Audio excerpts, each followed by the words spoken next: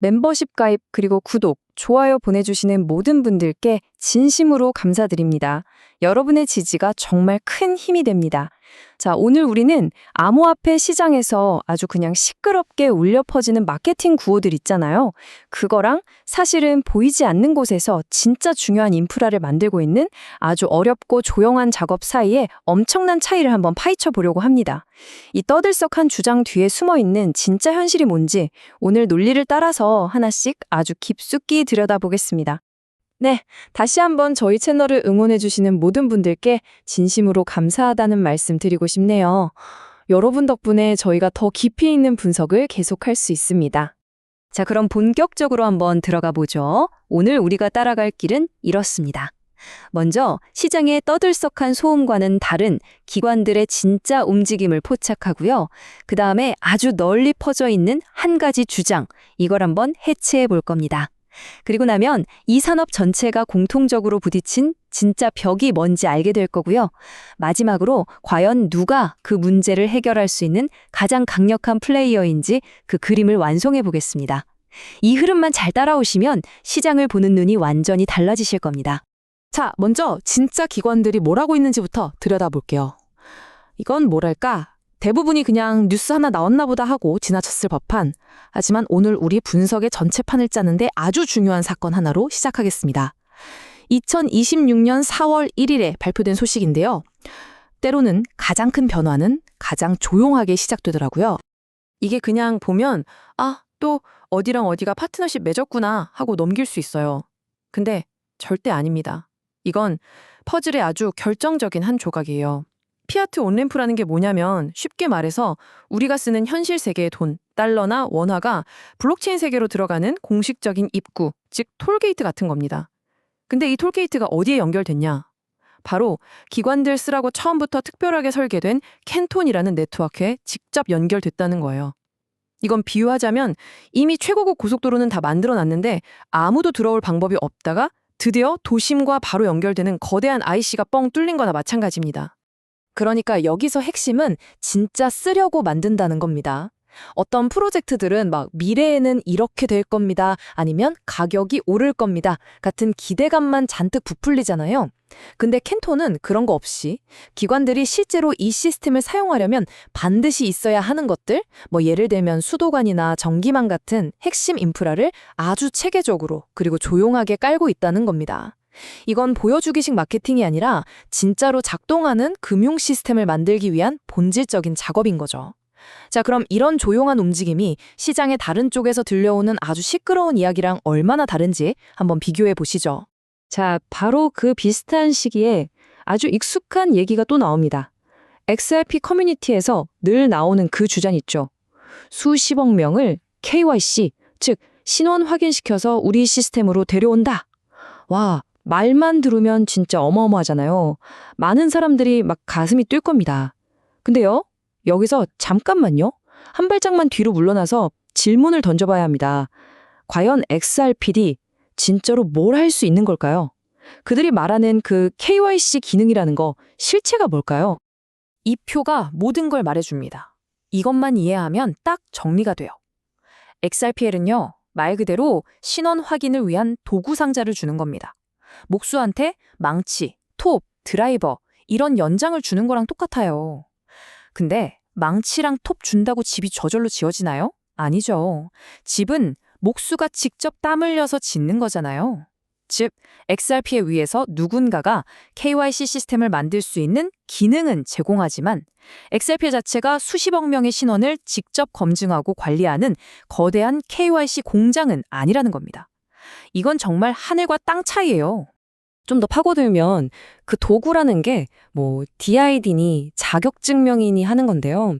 어렵게 생각할 거 없어요. 그냥 은행이나 정부 같은 믿을 만한 곳에서 이 사람 신원 확인 끝 하고 찍어주는 디지털 도장 같은 거예요. XRPL은 그 도장이 찍힌 사람인지 아닌지만 보고 들어오세요 하고 문을 열어주는 문지기 역할은 할 수 있어요. 근데 중요한 건 뭐다? 그 힘들고 귀찮은 도장 찍는 일. 즉, 한 명 한 명 여권 보고 얼굴 대조하는 그 검증 작업은 XRPL이 하는 게 아니라 외부의 다른 누군가가 해야 한다는 거죠. 이게 결정적입니다. 다른 누구도 아니고 XRPL 공식 문서에 떡하니 이렇게 써 있어요. 우리처럼 그냥 아무나 와서 거래하는 공개된 시장은요, 자금 세탁 방지나 KYC 같은 규제 때문에 기관들은 쳐다도 안 봅니다. 이게 무슨 뜻일까요? 스스로 인정하는 거예요. 자기들의 태생적인 한계를요. 그래서 이걸 해결하려고 외부에서 검증받은 사람들만 들어올 수 있는 VIP룸 같은 걸 억지로 덧붙여서 만들려고 하는 거고요. 바로 이 지점에서 관점을 완전히 뒤집어야 합니다.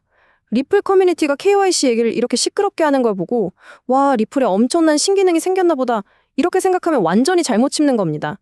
이건 오히려 그 반대예요. 자기들이 이 신원과 규제라는 문턱을 넘지 못하면 기관 시장에 발도 못 붙인다는 걸 너무나 잘 알고 있다는 자기 고백이나 마찬가지입니다.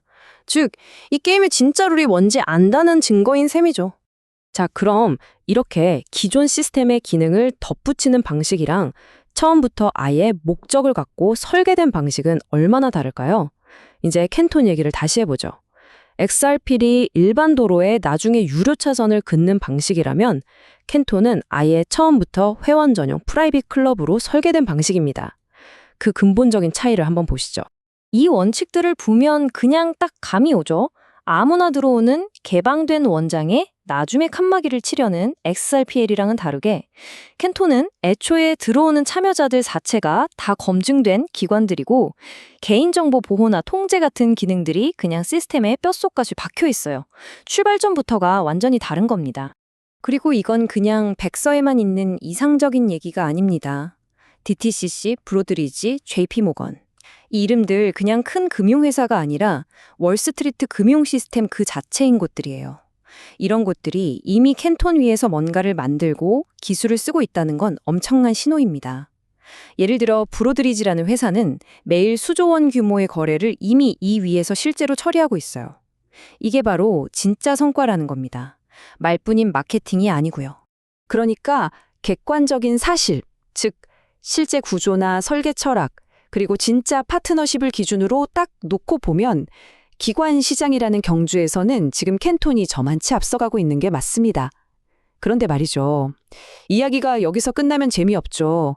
이렇게 잘난 캔톤조차도 혼자서는 절대 해결 못하는 훨씬 더 크고 근본적인 문제가 하나 있거든요. 세상에서 제일 좋은 슈퍼카를 만들면 뭐예요? 운전할 사람이 없는데 아무리 멋진 도로를 깔아도 달릴 차가 없으면 그건 그냥 아스팔트 덩어리일 뿐이잖아요. 지금 블록체인 금융산업 전체가 딱 그 상황에 부딪혔습니다. 모두가 공통적으로 마주한 가장 큰 벽, 그게 뭔지 지금부터 말씀드릴게요. 오늘 분석에서 이 문장이 가장 중요합니다. 별표 5개짜리예요. 우리는 맨날 초당 처리 속도가 어떻고 새로운 기능이 뭐가 나왔고 이런 기술적인 거에만 열광하잖아요. 근데 진짜 게임은 다른 데서 벌어지고 있어요. 이 세상 최고의 금융 시스템을 만들어도 거기서 활동할 신원이 확인된 믿을 수 있는 사용자가 대규모로 존재하지 않으면 아무짝에도 쓸모가 없기 때문입니다. 지금 시장에 진짜로 부족한 건 더 빠른 기술이 아니라 믿을 수 있는 사람들의 목록입니다. 이 표를 보시면 그냥 한눈에 딱 들어오죠? XRP든 캔톤이든 둘 다 KYC를 처리할 도구는 가지고 있어요. 하지만 전 세계 수천만, 수억 명의 신원을 직접 확인해서 그 명단을 만들어내는, 즉 신원을 생산하는 농장 역할은 안 한다는 겁니다. 둘 다 훌륭한 레스토랑이 될 수는 있어도 신선한 식재료를 직접 키우는 농부는 아니라는 거죠. 근데 지금 시장은 이 식재료, 즉 검증된 신원이 완전히 바닥나서 굶주리고 있는 상태입니다. 자, 바로 이 지점에서 전혀 다른 차원의 프로젝트가 무대 위로 올라옵니다. 멋진 레스토랑을 짓는 게 아니라 지난 몇 년간 묵묵하게 아무도 알아주지 않는 그 지루하고 힘든 농사만 지어온 프로젝트가요. 바로 이 신원 공급이라는 거대한 병목 현상 자체를 뚫기 위해서 모든 자원을 쏟아부은 곳이죠. 1770만 명. 여러분, 이게 그냥 앱 다운로드 수가 아닙니다. 전 세계 거의 모든 나라에서 각기 다른 종류의 신분증을 가지고 그 끔찍하게 복잡한 KYC라는 관문을 실제로 통과한 진짜 사람의 숫자입니다. 근데 진짜 소름 돋는 이야기는 이 엄청난 성공의 숫자 자체가 아니에요. 이 숫자를 만들어내기까지의 그 보이지 않는 과정, 그 뒤에 숨겨진 끔찍하게 어려운 운영의 현실입니다. 그리고 바로 이 숫자, 임시 KYC 3태인 약 300만 명. 이게 이 일이 얼마나 미치도록 어려운지를 그냥 뼈저리게 보여주는 증거입니다. 이 300만은 단순한 서류 미비가 아니에요. 봇, 중복 계정, 위조 신분증, 어떻게든 시스템을 속이고 뚫으려는 수많은 공격수들이에요. 이게 뭘 의미하냐면요. KYC는 그냥 서류 받고 도장 찍어주는 행정 업무가 아니라 네트워크의 순수성을 지키기 위해 벌이는 보이지 않는 곳에서의 끊임없는 전쟁이라는 겁니다. 이 과정을 한번 보세요. 그냥 신분증 사진 하나 확인하고 끝. 이게 아니잖아요. AI가 1차로 수백만 건을 걸러내고 좀 이상하다 싶은 건 그 나라 사람인 인간 검증자들이 2차로 다시 보고 진짜 살아있는 사람인지 확인하려고 얼굴도 돌려보게 하고 그렇게 어렵게 통과시켜 줬는데도 계속 감시하다가 이상한 낌새가 보이면 바로 다시 끌고 와서 재검증을 합니다. 이건요, 기술력만으로 되는 게 절대 아니에요. 이건 거대한 규모의 운영 능력이고 경험이고 노하우입니다. 이런 건 돌 주고도 못 사는 시장에서 거의 유일무이한 자산인 거죠. 자, 이제 우리가 지금까지 흩어놨던 모든 퍼즐 조각들을 하나로 맞춰볼 시간입니다. 블록체인 금융이라는 이 거대한 판을 누가 더 기술이 좋냐가 아니라 누가 진짜 검증된 사람들을 공급할 수 있냐는 이 신원의 렌즈를 통해 보면 모든 게 완전히 다르게 보이기 시작합니다.